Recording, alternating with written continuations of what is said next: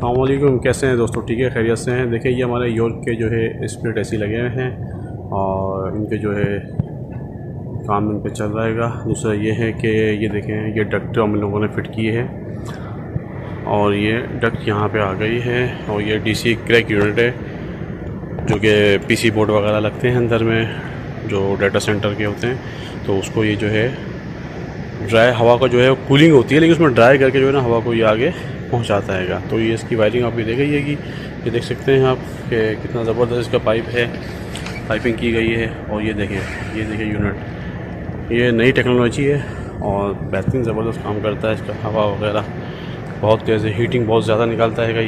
ये पूरा ये यूनिट है, ये हमारा कंपनी है और कंपनी के अंदर जो है ये हमारा पूरा निज़ाम चल रहा है, ये डक्ट चल रहे हैं। और ये देखिए पूरा हिसाब किताब है। यहाँ पे ये हमारा LG का फ्लोर है, ये सब पार्किंग वगैरह है यहाँ पे। और माशाल्लाह वीडियो को आप लाइक और सब्सक्राइब करते रहेंगे चैनल को, तो इंशाल्लाह इन्फॉर्मेटिव वीडियो आपको जो है वक्तन और वक्तन मिलती रहेगी। नेक्स्ट वीडियो के लिए इंतज़ार कीजिए, कमेंट्स कीजिए।